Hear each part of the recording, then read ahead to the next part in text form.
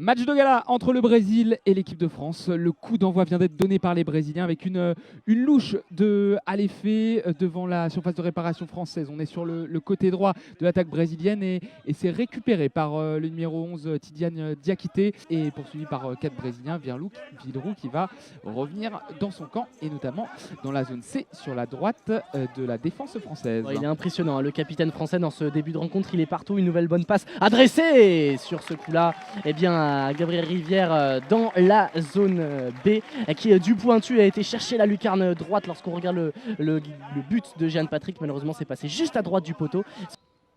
Allez, c'est parti avec le ballon pour Samir qui va dribbler sur la droite et la première frappe et le premier arrêt de Benoît Chevreau dans cette partie, cette frappe depuis la zone D qui est passée entre les jambes de Babacar Niang, il me semble, et ce sera donc un corner en faveur des Brésiliens depuis donc cette zone D. Il est maintenant au centre et ce coup franc qui va être joué avec la frappe du droit, ça a été contré. Ça sera un corner. Aronasso a contré cette frappe du droit d'un joueur brésilien, en l'occurrence le numéro 8, Lucas. Et donc c'est parti dans la zone D en corner. Attention, et juste derrière lui, le numéro 8, le corner qui est joué avec Samir qui essaie de se retourner. Le numéro 4 qui frappe et quel arrêt de Benoît Chevreau qui s'est allongé sur sa droite. Il a fait une frappe croisée, Samir, soudaine du pointu au sol. Et il s'est bien couché, Benoît Chevreau, pour arrêter cette balle. Énorme occasion pour le Brésil. L'axe, il a été touché un peu par l'effet, mais c'est finalement Samir qui est là pour bloquer le ballon dans l'axe, remonter tout le terrain dans la zone des attention. Il part en conduite de balle, il rentre dans la surface. Il est face au gardien, il a manqué son tir et ça a été retouché par Benoît Chevreau. Énorme opportunité pour le Brésil, mais il a toujours le ballon en sa possession dans la zone D. C'est bon, la France peut souffler. Frédéric Villeroux à la balle.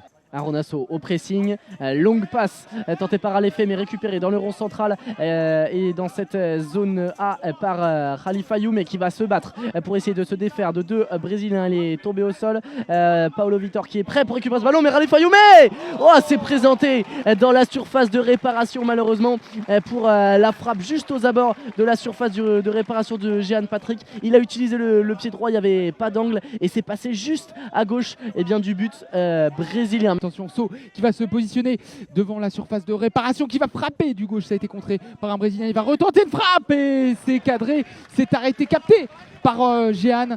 Plein axe et il va relancer directement sur sa gauche. C'était une frappe dans la zone C et qui était cadrée. Attention parce que c'est reparti devant avec Marco qui va rentrer dans la surface de réparation et l'occasion énorme pour le Brésil. La frappe du droit qui passe petit filet sur la droite d'Alessandro Bartolomucci qui a remplacé Benoît Chevreau dans les buts. Très bon numéro 3 à l'effet qui va récupérer cette balle, qui va se retrouver face à Yvan Wandji, mais superbe pressing de Babacar Niang qui va rentrer dans la surface de réparation. Il a manqué son tir, il a voulu tirer du gauche mais ça manquait largement de puissance. Le ballon qui a roulé tranquillement dans les pieds de Jeanne qui a pu se saisir facilement de la balle. C'est dommage parce qu'il était vraiment face au but. Alors attention, Martin Barrault récupère la balle dans la zone D, il frappe du droit et là encore ça manque de puissance et c'est arrêté par Jeanne. Attention, la longue relance en face pour le Brésil avec Lucas qui est dans la zone B qui est repoussé par Frédéric Villeroux et ça sera le numéro 4 Samir qui va remonter le ballon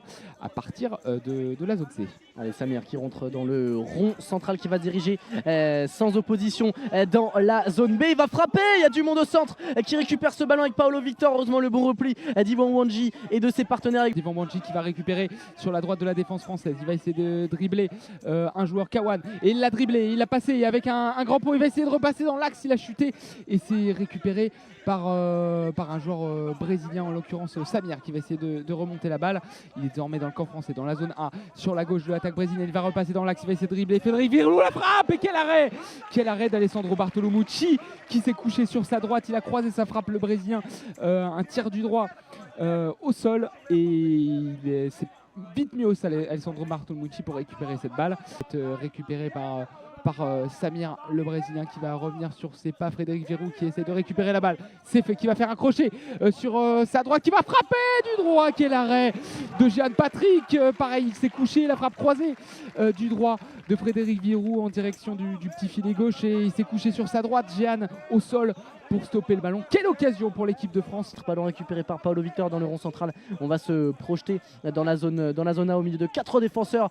Paolo Victor, il est pris mais il s'en sort. Et le bel arrêt d'Alessandro Bartolomucci. Et ballon récupéré par le gardien français qui va relancer rapidement vers Frédéric Villeroux. Mais on a eu chaud, très chaud côté français. Peut-être la contre-attaque pour les Bleus avec le capitaine français. La fin de passe superbe pour finalement repiquer le dribble. Oh, il a slalomé dans la défense. Il va pouvoir frapper. Il est un petit peu ceinturé par la défense brésilienne. Diakité va récupérer ce ballon. On est dans la zone D. Et là, ce ballon, la frappe, elle est arrêtée par Jean-Patrick Iwanwanji. Est à la tombée dans la zone C. Va pouvoir peut-être revenir au soutien avec Frédéric Villeroux. Garde le ballon. Finalement, la frappe. Elle passe dans le petit filet.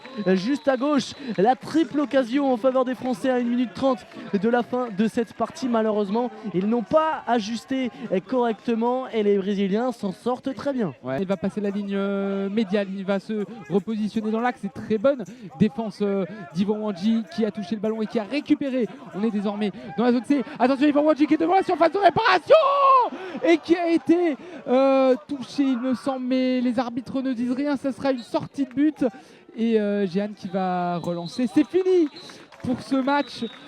0-0 entre la France et le Brésil. On parlera de cette dernière action litigieuse. Iwanwanji qui est tombé. Mais il n'y a rien, les arbitres ont décidé très bien placés. Qui étaient très bien placés.